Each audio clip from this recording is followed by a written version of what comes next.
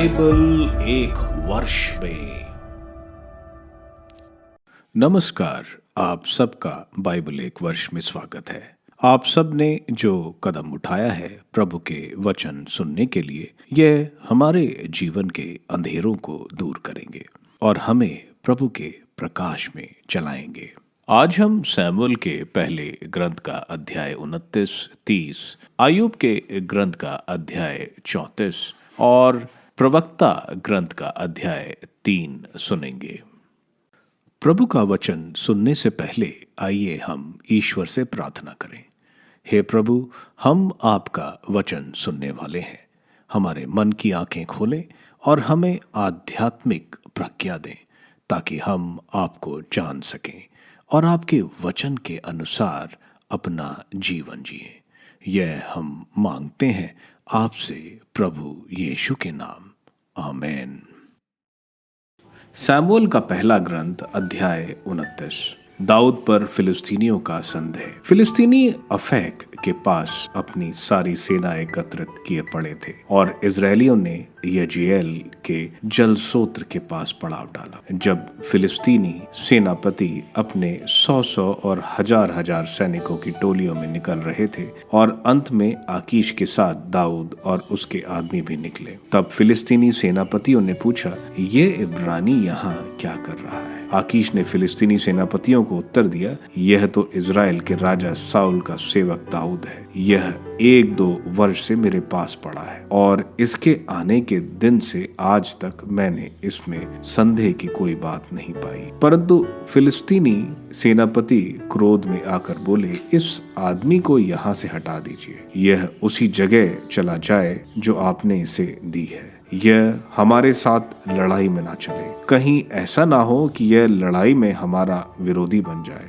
अपने स्वामी का फिर कृपा पात्र बनने के लिए क्या यह सर्वोत्तम उपाय नहीं है कि यह हमारे आदमियों का वध करे? यह वही दाऊद है जिसके सम्मान में लोग नाचते हुए गाते थे, साउल ने सहस्त्रों को मारा और दाऊद ने लाखों को। यह सुनकर आकीश ने दाऊद को बुलाकर उससे कहा, प्रभु की शपथ, तुम ईमानदार आदमी ठहरे और मुझे यह देखकर प्रसन्नता होती है कि तुम मेरे साथ युद्ध करने जा रहे हो, क्योंकि जब से तुम मेरे पास आए हो तब से आज तक मैंने तुम में कोई दोष नहीं पाया है। लेकिन शासक तुमको पसंद नहीं करते, इसलिए तुम सकुशल वापस जाओ, जिससे तुम फिलिस्तीनियों के शासकों को अप्रिय ना लगो। दाऊद ने आकीश से कहा, मैंने क्या किया है? जब से मैं आपकी सेवा में हूँ तब से आज तक आपने अपने सेवक से क्या दोष पाया है कि अब मैं अपने स्वामी राजा के शत्रुओं से ना लड़ूं? आकीश ने दाऊद को उत्तर दिया, मैं तो तुम्हें स्वर्गदूत के समान निर्दोष मान समझता हूँ, पर फिलिस्तीनी सेनापतियों का कहना है कि वह हमारे साथ लड़ाई में ना चले। इसलिए कल बड़े सवेरे अपने स्वामी के सेवकों के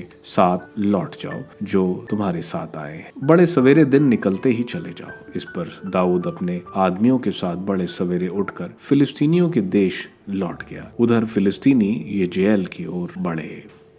सैमुएल का पहला ग्रंथ अध्याय 30। अमलेकियों पर दाऊद की विजय। तीसरे दिन दाऊद अपने आदमियों के साथ सिकलैग आया। इसके पहले ही अमलेकियों लूटने के लिए नगैब और सिकलैग आ पहुंचे थे। उन्होंने सिकलैग को लूट कर चला दिया था। वे वहां की सब स्त्रियों और छोटे बड़े सभी लोगों को बंदी बनाकर चल दिए थे। उन्होंने किसी को मारा नहीं था, परंतु वे उनको अपने साथ ले गए थे। जब दाऊद अपने आदमियों के साथ नगर पहुंचा तब उन्होंने उसे जला हुआ पाया और देखा कि पत्नियां, पुत्र, पुत्रियां सब बंदी बनाकर ले जाए गए हैं। दाऊद और उसके आदमी जोर जोर से इतना रोए कि उन्हें और रोने की शक्ति नहीं रह गई।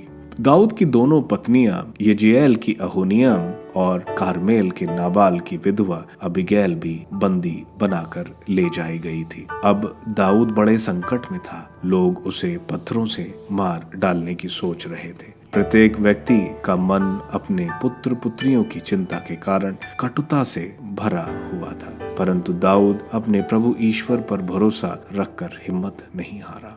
दाऊद ने अहीमेलेक के पुत्र याजक एबियातर की आज्ञा दी, मेरे पास एफाद ले आओ। एबियातर दाऊद के पास एफोद ले आया। दाऊद ने प्रभु से पूछा, मैं उस दल का पीछा करूं तो क्या मैं उन्हें पकड़ लूंगा? उसने उसको उत्तर दिया, उनका पीछा करो, तुम उन्हें जरूर पकड़ोगे और अपने लोगों को छुड़ा लोगे। इसलिए दाऊद अपने साथ के उन 600 आदमियों को लेकर चल पड़ा और बसोर नाले के पास पहुंचा, जहां कुछ लोग रुक गए। बाकी 400 आदमियों के साथ दाऊद उनका पीछा करता रहा और 200 आदमियां रुके रह गए, जो थकावट के कारण बसोर नाले के पार करने में असमर्थ थे। वहां खुले मैदान में एक मिस्त्री पड़ा मिला और उसे दाऊद के पास लाया गया।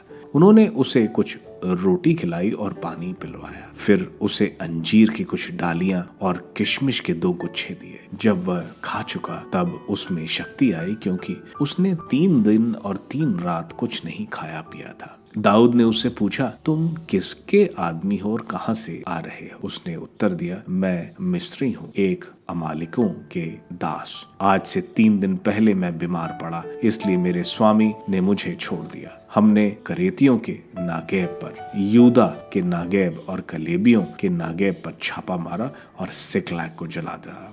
तब दाऊद ने उससे पूछा, क्या तुम मुझे उस दल के पास ले चलोगे?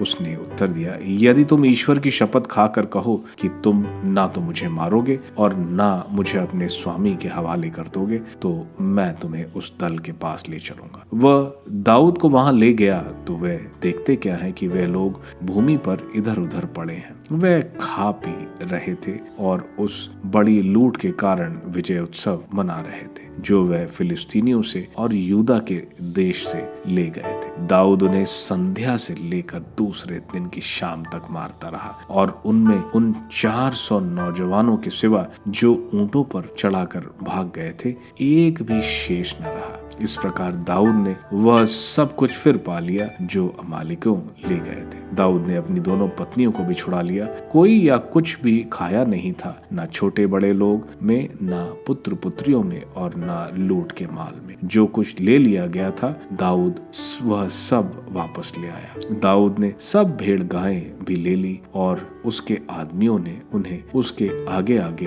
यह कहते हुए हाका, यह दाऊद की लूट है। जब दाऊद उन 200 आदमियों के पास आया जो थकावट के कारण उसके साथ नहीं जा सके थे और जिन्हें उन्होंने बसोर नाले के किनारे छोड़ दिया था, तब वह दाऊद और उसके आदमियों से मिलने निकले। उनके पास जाकर दाऊद ने उनको नमस्कार किया। दाऊद ने आदमियों में जो दुष्ट और उपद्रवी थे वह कहने लगे, वे हमारे साथ नहीं गए थे, इसलिए जो लूट हम वापस ले आए उसमें से हम उन्हें उनकी पत्नियों और बच्चों के सिवा कुछ नहीं देंगे। वह उन्हें लेकर चलते बने। दाऊद ने कहा, भाइयों ऐसा मत करो। जब प्रभु ने हमें सब कुछ दिया, हमारी रक्षा की है और उस दल को हमारे हाथ दिया है जो हमारा विरोध कर रहा था, तो तुम्हारी यह बात कैसे मान ली जाए? सामान के पास रहने वालों का भी उतना ही भाग होना चाहिए जितना लड़ाई में जाने वालों का। सबको बराबर हिस्सा मिलना चाहिए।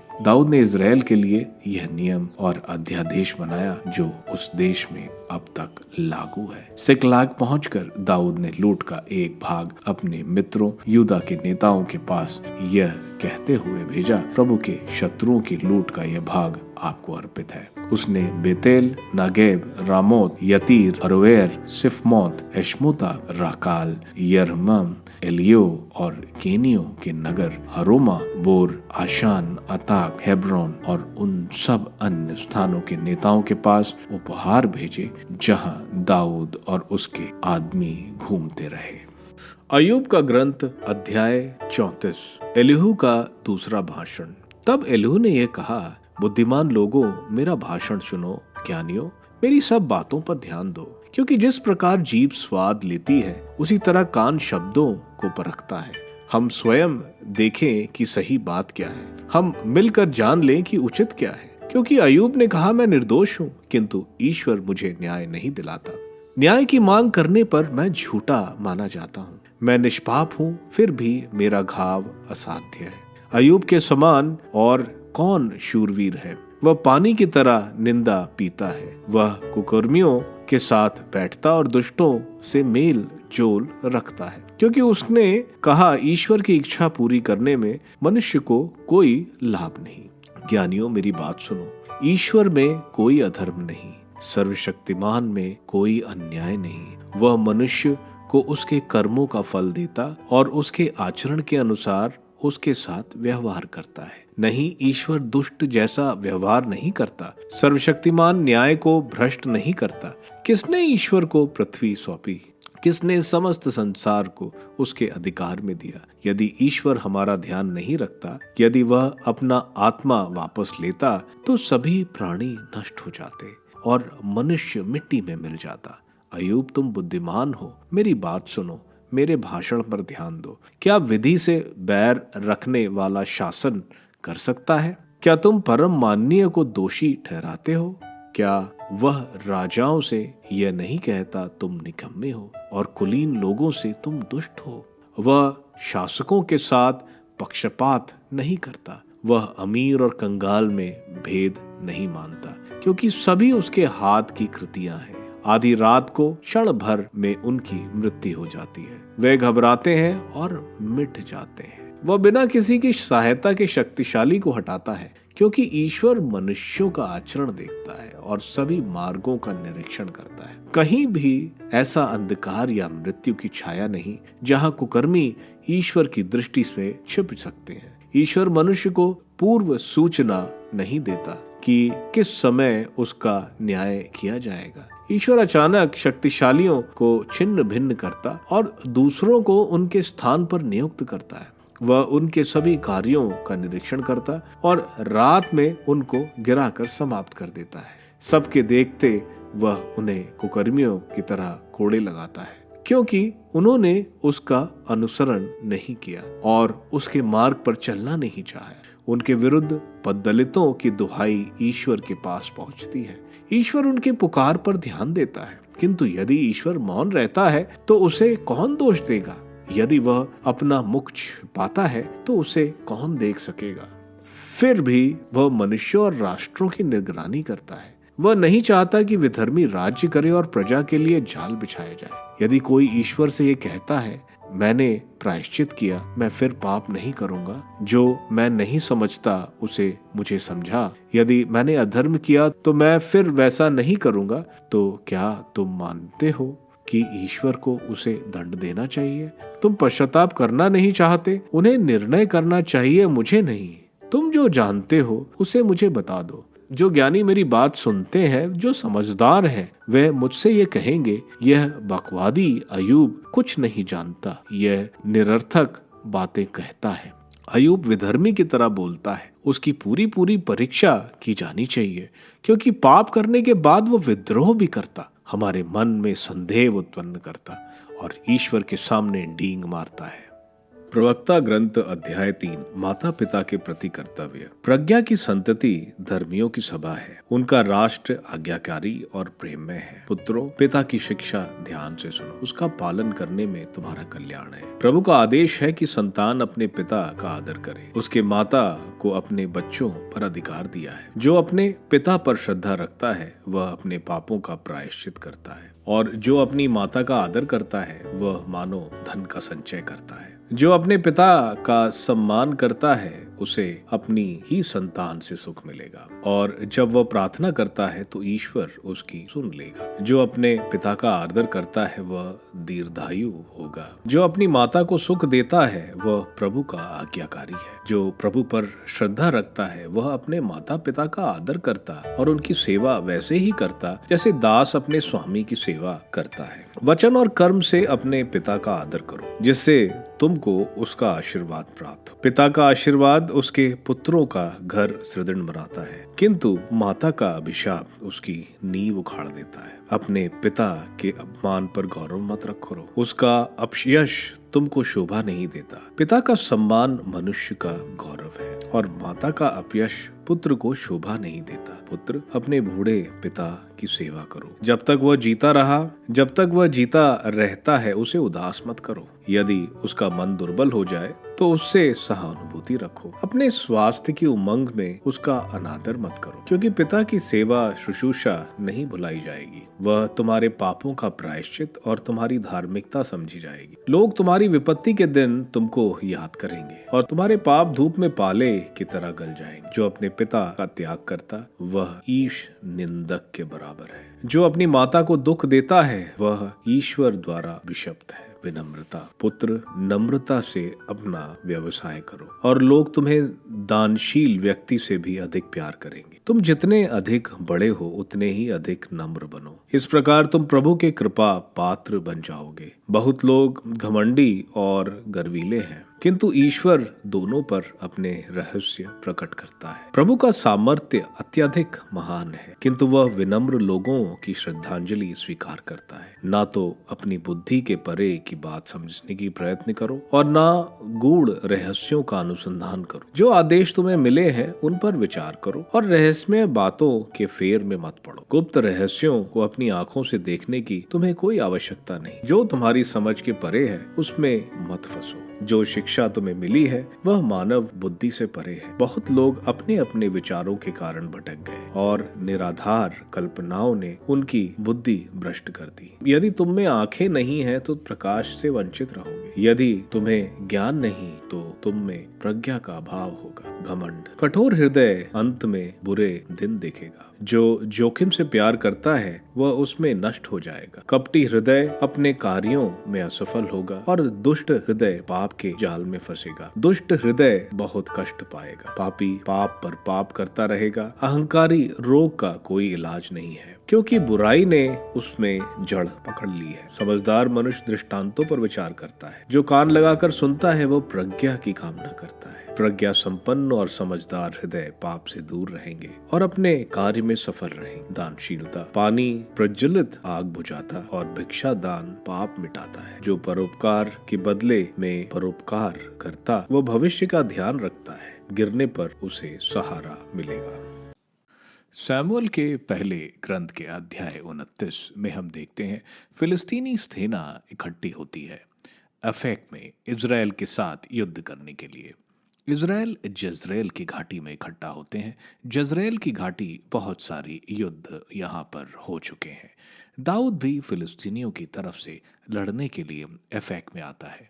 बाकी फिलिस्तीनी कमांडर दाऊद की वीरता को जानते थे और एक्शीश से कहते हैं कि दाऊद लड़ाई में कहीं उनके ऊपर ही हमला ना कर दे। एक्शीश उनको दबाव पर दाऊद को वापस जाने को कहता है और दाऊद जिगलैग वापस चला जाता है। अध्याय 30 में हम देखते हैं दाऊद जब जिगलैग पर वापस आता है, अमेलेक जो डाकुओं की तरह रेड करते थे जिगलैग में किसी को ना पाकर वहां सबको लूट लेते हैं और औरतों और बच्चों को भी ले जाते हैं ताकि उनको गुलाम बना सके। दाऊद और सारे बहुत रोते हैं।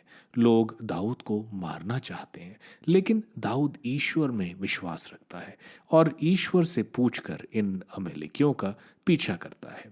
इनको एक मिस्री थका हुआ रास्ते में मिलता है। हम देखते हैं ईश्वर से पूछकर उन पर विश्वास करके जो भी कार्य हम करते हैं हमें जरूर ईश्वर की मदद मिलती है।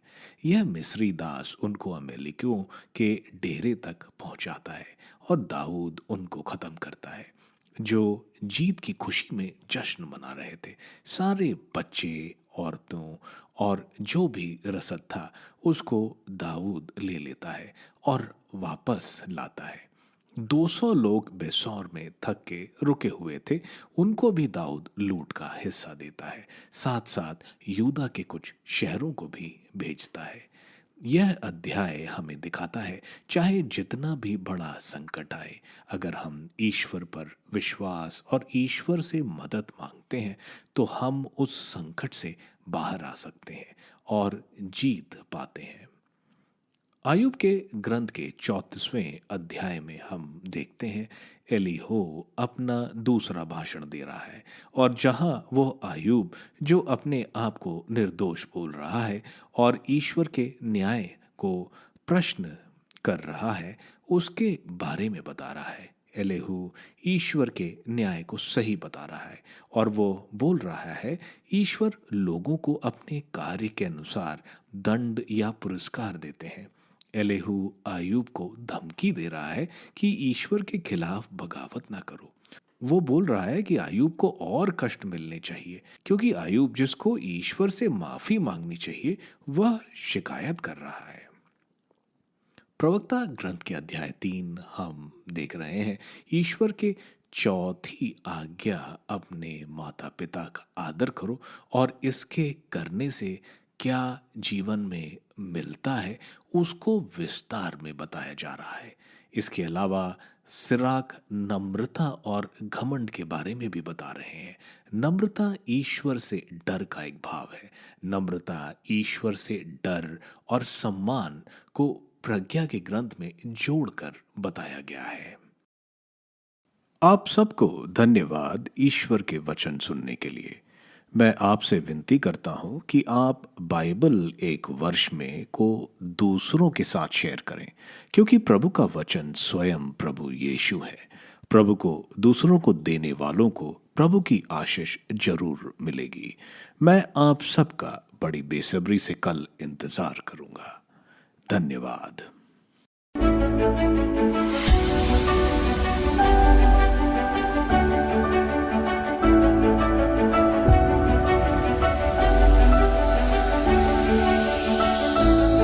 बाइबल एक वर्ष में